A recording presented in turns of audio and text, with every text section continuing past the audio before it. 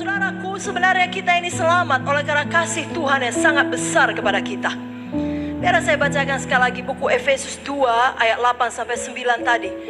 Sebab karena kasih karunia kamu diselamatkan oleh iman. Itu bukan hasil usahamu, tetapi pemberian Allah.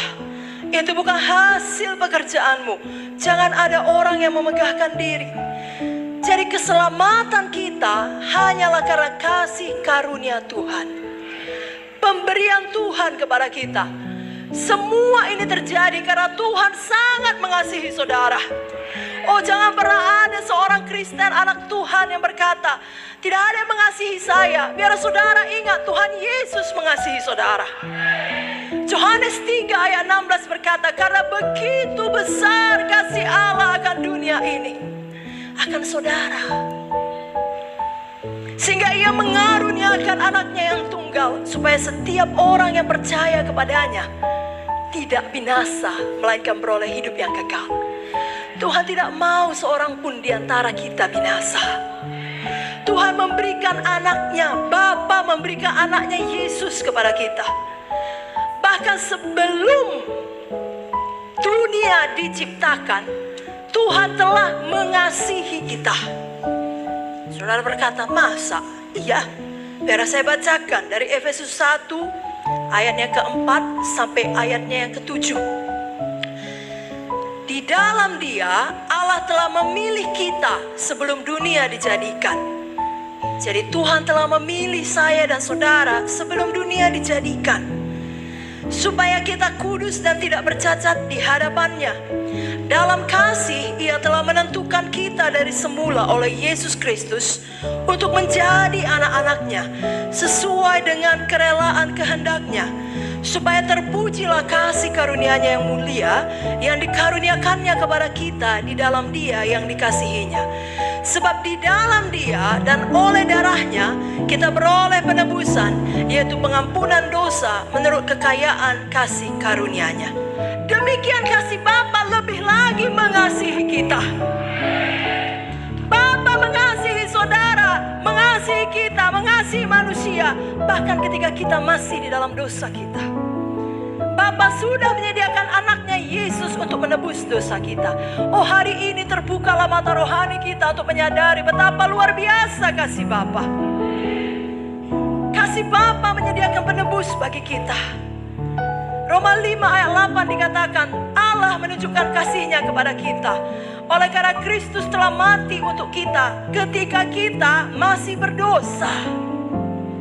Jadi belum pun kita bertobat, Tuhan telah mengasihi kita. Jadi sebenarnya kasih karunia Tuhan itu memang tidak dapat kita mengerti dengan pikiran kita. Harus kita terima dengan iman kita. Karena begitu luar biasa, tidak terjangkau sepenuhnya oleh pikiran kita. Efesus 3 ayat 18-19 mengatakan, aku berdoa supaya kamu bersama-sama dengan segala orang kudus dapat memahami betapa lebarnya dan panjangnya dan tingginya dan dalamnya kasih Kristus. Wahyu 1 ayat 8 berkata, aku adalah Alfa dan Omega, firman Tuhan Allah, yang ada dan yang sudah ada dan yang akan datang, yang maha kuasa. Tuhan kita adalah yang awal, yang akhir, dan yang ada di tengah-tengahnya. Biar hidup kita ini selalu dipenuhi oleh kasih Tuhan kita. Tuhan memang tidak bisa tidak mengasihi. Itu kodrat Tuhan. Itu adalah identitas Tuhan, diri Tuhan, karakter Tuhan. Siapakah Dia? Dia adalah kasih. Kalau saudara mau memiliki kasih, saudara perlu mengenal Tuhan Yesus. Dia adalah kasih. Banyak orang mengklaim aku mengasihimu, tapi tidak pernah mati bagi kita. Yesus mati bagi kita. 1 Yohanes 4 mengatakan, ayatnya yang ke-8, barang siapa tidak mengasihi, ia tidak mengenal Allah, sebab Allah adalah kasih. 1 Yohanes 4 ayat 16 mengatakan, kita telah mengenal dan telah percaya akan kasih Allah kepada kita. Allah adalah kasih, dan barang siapa tetap berada di dalam kasih, ia tetap berada di dalam Allah dan Allah di dalam Dia. Biarlah ini jadi bagi kita semuanya. Tuhan di dalam hidup kita akan menghilangkan ketakutan kita. Ya, kalau anak muda sekarang punya istilah galau, status galau. Saudaraku, kasih Tuhan menghilangkan kegalauan hati saudara. 1 Yohanes 4 ayat 18 mengatakan, di dalam kasih tidak ada ketakutan. Kasih yang sempurna melenyapkan ketakutan. Sebab ketakutan mengandung hukuman, torment, ya, siksaan. Dan barang siapa takut, dia tidak sempurna di dalam kasih. Bapak ibu saudara, jika kita mengenal kasih Tuhan, jika kita mengenal Tuhan, menerima kasihnya dalam hidup kita, itu akan membuat kita merasa teguh, tidak bimbang, percaya, merasa berharga dalam hidup ini.